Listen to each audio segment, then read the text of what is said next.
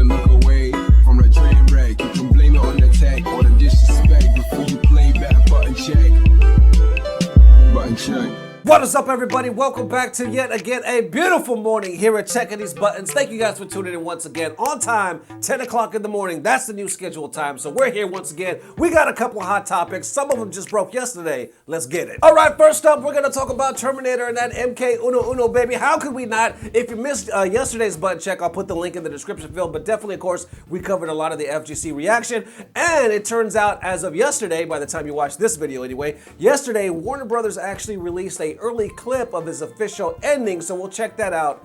Let's get it. Okay, I'm gonna play it in the background here as we kind of go over it. You might not have seen it yet since it just came out yesterday, but if you have, definitely let me know what you think. I would say overall, once again, we're looking at positive reviews. Some people had, you know, little gripes with it as far as like, but they were minor. They were minor. Like one dude said, which I agree with him right here. He says, the fact that he didn't do a thumbs up despite having his hand raised makes me low-key triggered. But yeah, just like the movie, like he's being raised, he's about to die, basically committing suicide, if you will, and he does the thumbs up, and then John's like, no, don't do it. But of course, in this ending, that wasn't the case. He sinks down with his hand up, and you're kind of almost expecting it, you know, because of the movie. It's such like an iconic scene, but it doesn't happen. It just stays up, and he just kind of sinks like this. So I can definitely see why some people are like, that's kind of whack. But, you know, like I said, it's a minor detail, I would say, at the end of the day when it's all said and done. So, all in all, it looks like most reviews are pretty positive. All right, ladies and gents, and the FGC just seem to lose their damn minds. Now, first of all, when it comes to this cross-up, y'all seen it. We actually had it. We had the pleasure, the honor of having it featured. One of the first to do it, by the way.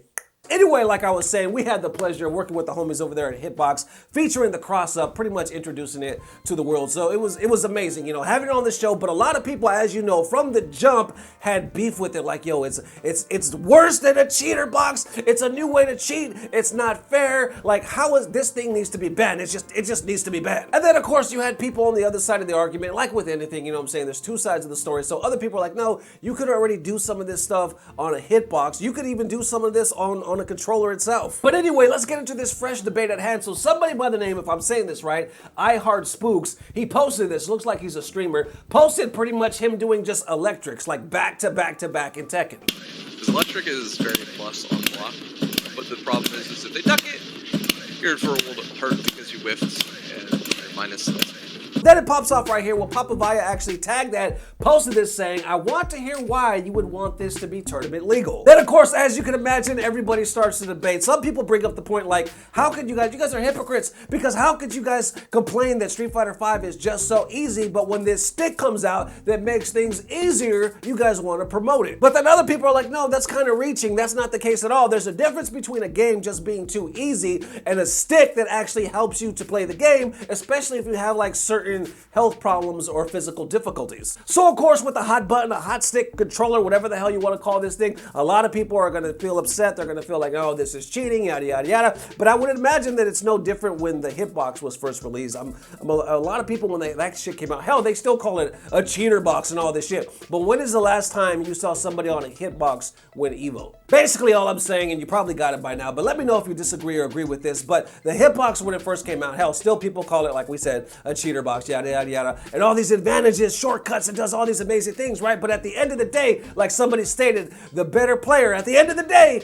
will still win the damn game. Once again, thank you for watching. Hope you enjoyed the video. It means the world to us that you actually tune into this, because we're here full time and we're trying to make this a full-time dream, working, supporting kids, supporting a family, paying these bills. We are on this damn grind, so it does mean everything to us that you tune in every day. Thank you for watching. Love you guys forever. See you bright and early tomorrow morning, 10 o'clock in the morning, y'all. Peace.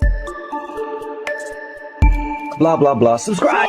Hey, what's up, everybody? I want to give a shout out to today's sponsor, generic burritos from Walmart. This kind of burrito right here is very telling, you know what I'm saying? Because when you eat this shit, it lets everybody else around you know where you are financially. I be eating this shit just imagining Chipotle, you know what I'm saying? Just depressing.